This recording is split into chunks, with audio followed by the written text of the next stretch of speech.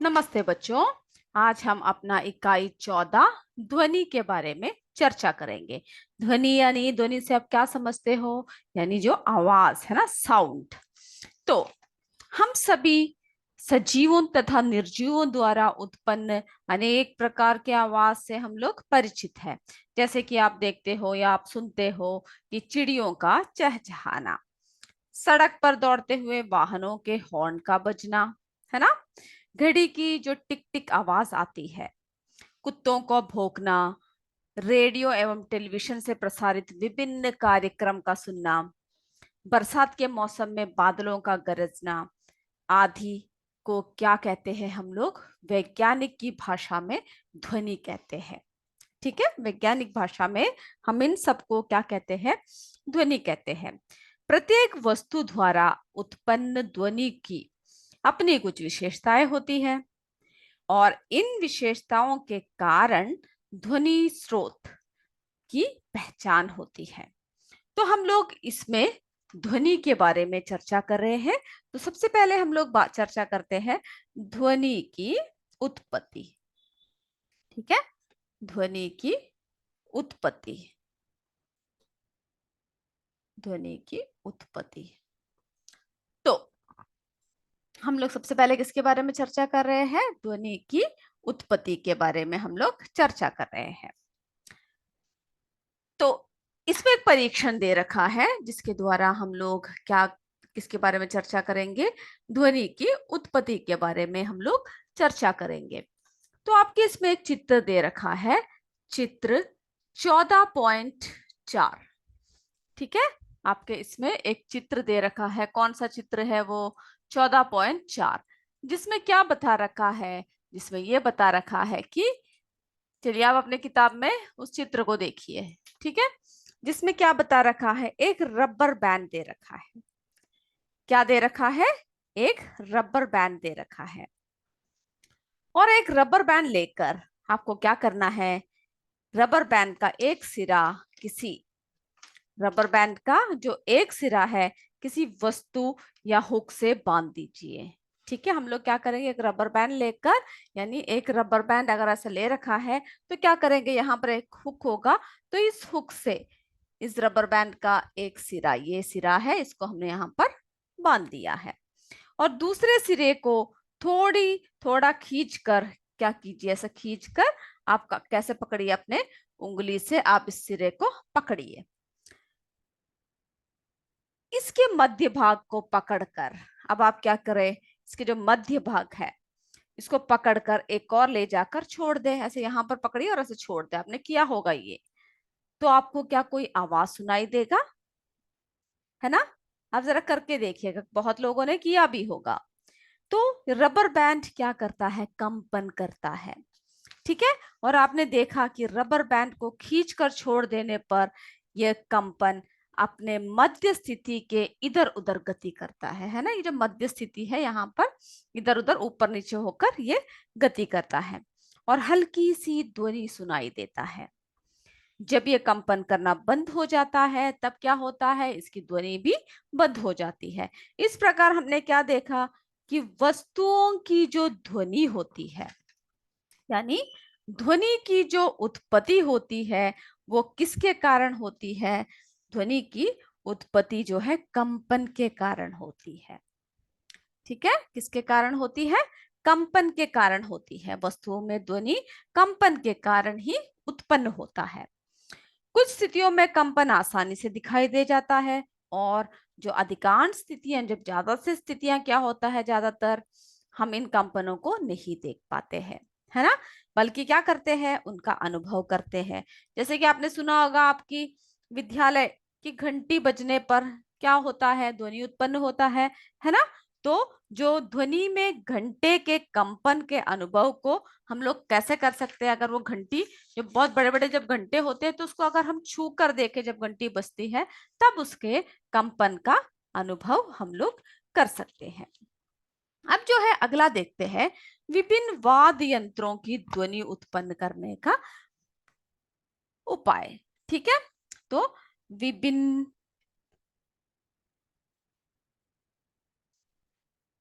वाद्य यंत्रों, यानी यंत्र के बारे में हम लोग देखते हैं कि किस तरह से उसमें ध्वनि उत्पन्न होती है। जैसे कि बहुत सारे वाद्य, क्या देखा आपने, उत्पन्न देखे है ना, बहुत सारे वाद्य के सामान देखे हैं आपने। तो उनमें ध्वनि कैसे उत्पन्न होती है, उनमें जो है ध्वनि किस तरह से उत्पन्न होती है, अगर हम लोग ये सब देखें तो क्या देखते हैं हम लोग, जैसे कि ढोलक है, मृदंग है, तबला है, सितार, गिटार, वायलिन, बांसुरी, शहनाई, है ना। ये सब में क्या है, इन सब में जो वाद्य यंत्र, इन सब यंत्रों में लगे चमड़ों के जो डायफ्राम पर आघात करने से क्या होता है, इसमें ध्वनि उत्पन्न होती है। ठीक है। इन यंत्रों में लगे तारों को देख रहे हैं, उन सब में क्या लगे हुए, तार लगे हुए हैं। तो तारों को हल्के से खींचकर छोड़ देने अथवा उन पर किसी धातु के तार या टुकड़ों से रगड़ने से क्या होता है, इसमें ध्वनि उत्पन्न होता है। जैसे कि बांसुरी है, बीन है, शहनाई है ना। इन सब में कैसे उत्पन्न होती है, फूंक मारकर होती है ना, मुंह में लगाकर हम क्या करते हैं, इसे फूंक मारते हैं, जिसकी वजह से क्या होता है, इसमें ध्वनि उत्पन्न होती है। तो और जैसे ढोलक सब में क्या करते हैं हम लोग, आघात करते हैं, है ना, सब मारते हैं। तब क्या होता है कि जो विभिन्न जो यंत्रों में, वस्तुओं में ध्वनि जो है चार तरह से उत्पन्न होता है। एक कौन सा है, आघात कर कर, सबसे पहला क्या देखा हमने, आघात कर कर। ठीक है। दूसरा हमने क्या देखा, तारों को खींचकर।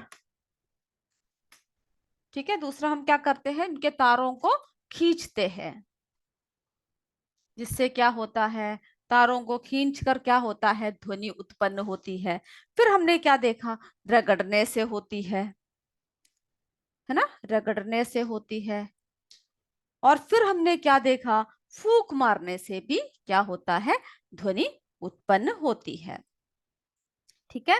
तो हमने देखा विभिन्न माध्यमों द्वारा क्या उत्पन्न हो रहा है, इन सब यंत्रों में ध्वनि उत्पन्न हो रही है।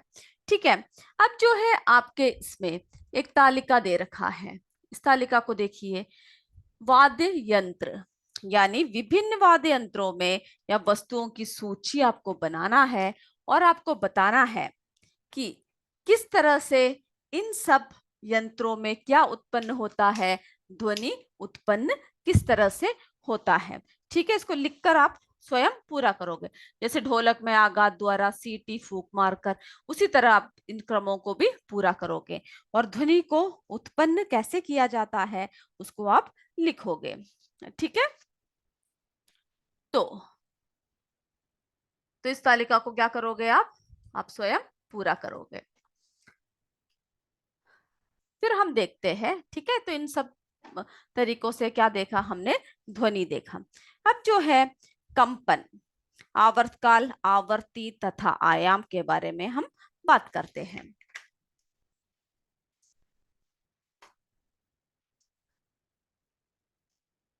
ठीक है, इन सब के बारे में हम क्या करेंगे, इन सब के बारे में हम चर्चा करते हैं एक एक कर कर। तो चलिए,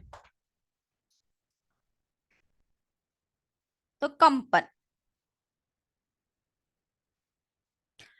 कंपन करने वाली वस्तु द्वारा क्या होता है, एक कंपन में लगे समय को, यानी कंपन करने वाली वस्तु द्वारा एक कंपन में लगे समय को, यानी एक कंपन में कितना समय लगा, कंपन में लगे समय को। ठीक है, लगे समय को, समय को क्या कहते हैं, आवर्तकाल कहते हैं। क्या कहते हैं, आवर्तकाल कहते हैं। यानी जो एक कंपन में, यानी कंपन करने वाली वस्तु द्वारा एक कंपन में लगे समय को क्या कहते हैं, आवर्तकाल कहते हैं। और प्रति सेकंड किए गए कंपनों की संख्या क्या होती है, प्रति सेकंड, प्रति सेकंड किए गए कंपनों की संख्या को क्या कहते हैं, आवर्ती कहते हैं। ठीक है, उसे क्या कहते हैं? आवर्ती कहते हैं। तो इसका एसआई मात्रक, मात्रक क्या है? हर्ट्ज, हर्ट्ज होता है, ठीक है, हर्ट्ज है। इसका संकेत जो है क्या है? संकेत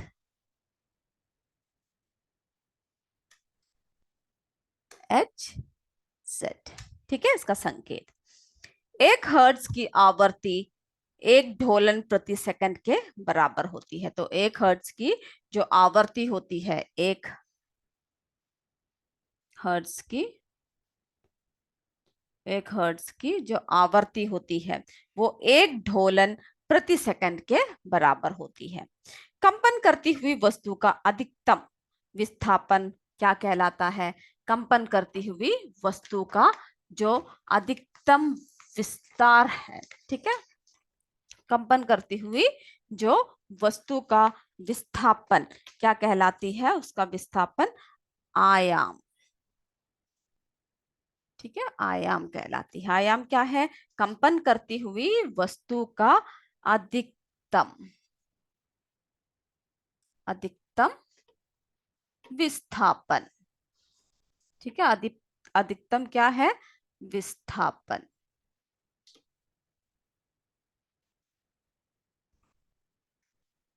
ठीक है, तो इन सब बातों को आप याद रखिएगा। और ध्वनि उत्पन्न करने वाली वस्तु को देखे बगैर भी आप अपने सुपरिचित ध्वनियों को पहचान सकते हैं। ये ऐसा जरूरी नहीं है कि हम लोग उसको देखें कि कौन सा है, क्या है।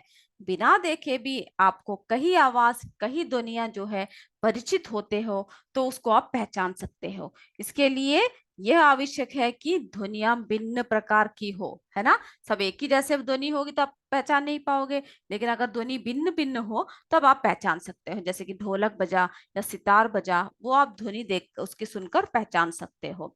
ठीक है, तो इन सब में जैसे कि जो आयाम तथा आवृत्ति ध्वनि के दो महत्वपूर्ण गुण हैं। ठीक है, आयाम और आवृत्ति, इस ध्वनि के दो महत्वपूर्ण गुण हैं जिसके आधार पर भिन्न भिन्न ध्वनियों में हम लोग अंतर कर सकते हैं। तो हम लोग अब देखते हैं कि जो है ये, जैसे हमने देखा ध्वनियां जो है भिन्न भिन्न प्रकार के होते हैं, है ना। और तभी हम लोग क्या कर सकते हैं कि इन्हें पहचान सकते हैं। क्या आपने कभी सोचा है कि कौन सा कारक इन्हें भिन्न करते हैं? ठीक है, तो इन दोनों के जो है दो महत्वपूर्ण गुण है जिनके आधार पर हम क्या कर सकते हैं? भिन्न भिन्न ध्वनियों में अंतर कर सकते हैं। अब जो है ध्वनि की प्रबलता एवं तारत्व, ठीक है, क्या किसके बारे में बोल रहे हैं हम लोग? ध्वनि की प्रबलता, ध्वनि की प्रबलता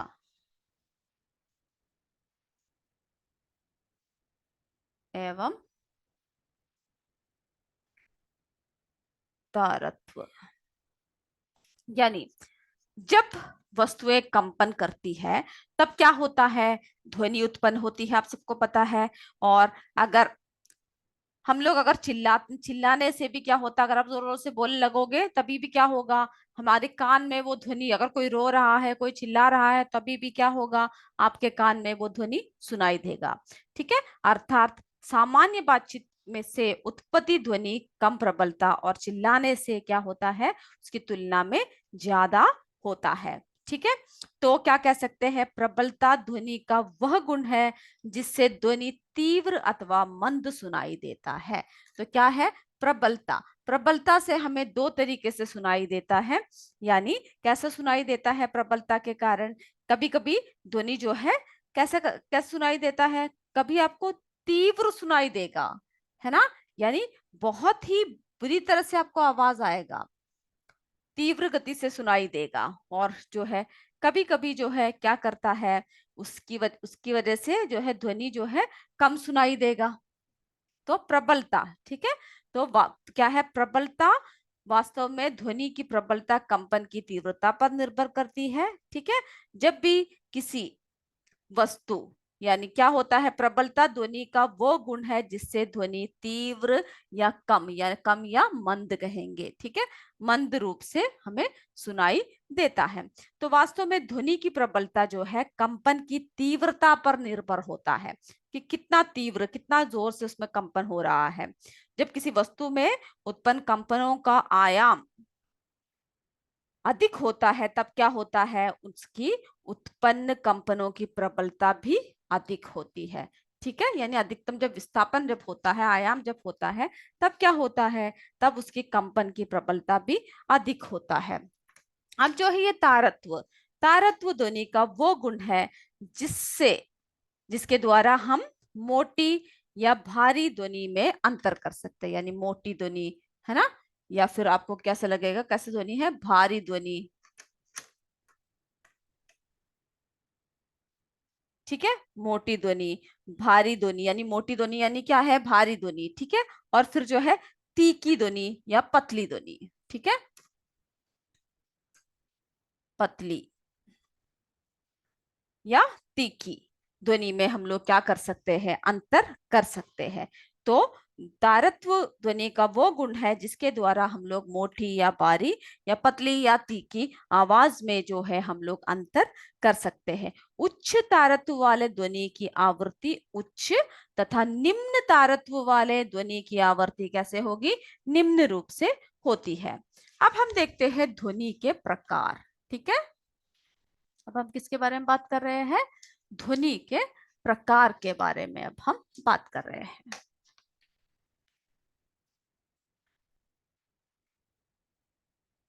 ध्वनि के प्रकार,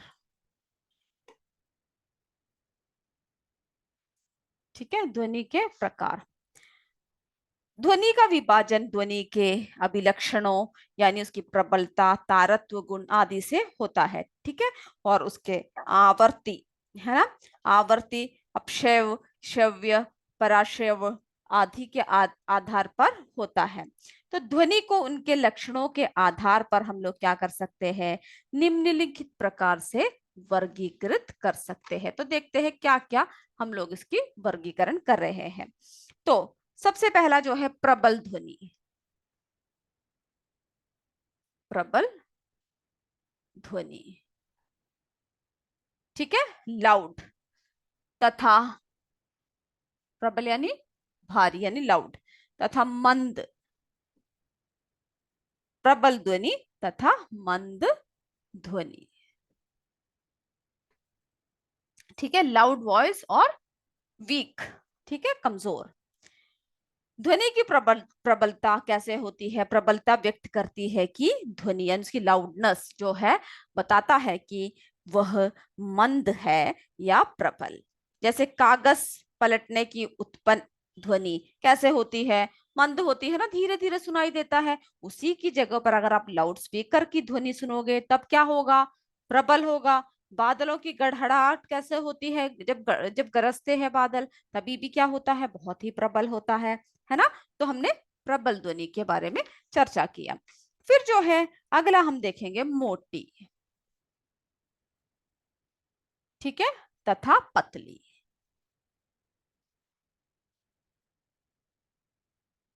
मोटी तथा पतली। तो मोटी तथा पतली क्या है, ध्वनि है, ठीक है, हम ध्वनि की बात कर रहे हैं। ध्वनि तो क्या बोलेंगे, मोटी यानी ग्रेव और श्रिल साउंड, ठीक है। तो ध्वनि का जो तारत्व होता, तारत्व यानी उसकी पिच जो होती है ना, तारत्व जो होता है वो व्यक्त करता है कि ध्वनि मोटी है या पतली है। यह ध्वनि के आवर्ती पर निर्भर करता है, ठीक है, यानी जो है उसकी आवर्ती पर निर्भर करता है। जैसे कि बिल्ली की आवाज की आवर्ती का तारत्व है ना, कि किस तरह से कौन से पिच में आ रहा है। कुत्ते के भौंकने की आवर्ती का तारत्व से क्या होता है, अधिक, है ना। तो बिल्ली की आवाज की आवर्ती जो है कुत्ते के भौंकने की आवर्ती से कैसा होता है, अधिक होता है। इसीलिए बिल्ली की आवाज पतली और कुत्ते की आवाज कैसे होती है, मोटी होती है। तो क्या पता लगता है इसमें कि उसमें तारत्व उसकी आवर्ती पर यानी निर्भर करता है। फिर जो है प्रिय, अगला क्या है? प्रिय यानी प्लेसेंट, तथा अप्रिय यानी कई साउंड होते हैं जो बहुत अच्छा लगता है आपको सुनने में, और कहीं क्या है, अप्रिय है ना, अनप्लेसेंट लगता है। उस अनप्लेसेंट यानी ध्वनि, ठीक है, इस पर निर्भर करता है। तो जैसे कि ध्वनि है ना, ध्वनि की गुणता, क्वालिटी कैसे व्यक्त करती है कि ध्वनि प्रिय है या अप्रिय? ध्वनि की आवृत्ति के आधार पर निम्नलिखित रूप में वर्ग उसको क्या कर सकते हैं, वर्गीकृत कर सकते हैं। तो अपश्रव्य ध्वनि, श्रव्य ध्वनि, पराश्रव्य ध्वनि, ये सब क्या है, हम लोग एक एक करके देखते हैं। तो सबसे पहला हम किसके बारे में चर्चा कर रहे हैं? हम लोग एक एक करके देखते हैं ये क्या है। तो सबसे पहले हम देखते हैं अपश्रव्य ध्वनि।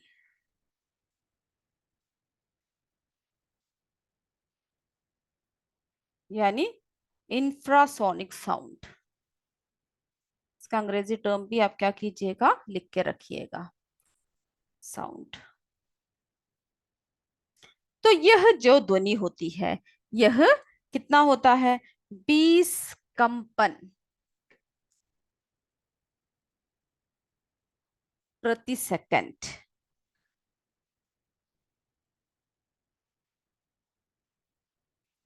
या क्या कह सकते हैं, 120 हर्ट्ज के से कम आवृत्ति की ध्वनि तरंगे होती है।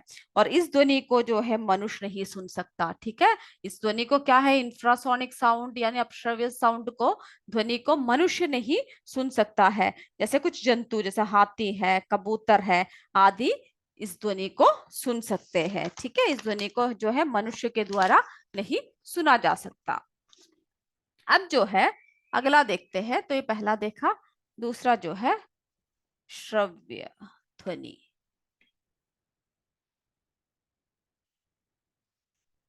जो है इस ध्वनि को, श्रव्य ध्वनि, इसको जो है, इन ध्वनि तरंगों को मनुष्य सुन सकता है, ठीक है। इनको क्या कहते हैं, ऑडिबल साउंड, यानी कौन सुन सकता है, साउंड। इस ध्वनि को जो है मनुष्य सुन सकता है। इसमें क्या होता है, इसमें जो है 20 हर्ट्ज से लेकर कितना तक होता है, 20,000 हर्ट्ज तक होता है, ठीक है, की आवृत्ति तक होती है, जिसे हम लोग क्या कह सकते हैं, श्रव्यता, यानी जो है परास के बाहर की आवृत्ति की ध्वनि हमारे कान स्पष्ट से क्या कर सकते हैं, स्पष्ट से नहीं सुन सकते हैं, ठीक है। तो तब क्या होता है कि जो श्रव्यता परास के बाहर की आवृत्ति की ध्वनि जो है हमारे कान स्पष्ट नहीं सुन सकते हैं, तो ये ध्वनि क्या है, हम लोग सुन सकते हैं। अब जो है तीसरा देखते हैं, पराश्रव्य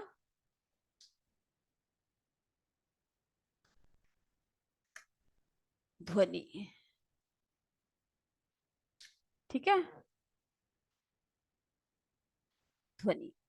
अब जो है ये कैसा होता है, ये कितना होता है, ये जो है 20,000 हर्ट्ज के ऊपर होता है, ठीक है, अधिक। ये 20,000 हर्ट्ज के क्या होता है, अधिक होता है। तो ये कैसा होता है, इस ध्वनि को कौन नहीं सुन सकता, हम लोग मनुष्य नहीं सुन सकते हैं, किंतु कुछ जंतु, जैसे कुत्ता हुआ, आप देखते हैं ना कुत्ता कभी कभी ऐसे भौंकता रहता है, तो वो क्या है, वो ध्वनि सुन सकते हैं जो हम नहीं सुन सकते, ठीक है। कुत्ता है, चमगादड़ है, डॉल्फिन है, मछली है ना, ये सब क्या कर सकते हैं, ये सब जो पराश्रव्य ध्वनि को सुन सकते हैं। तो हमने देखा कि किस तरह से ध्वनि जो है 3 तरीके से हमने बांटा।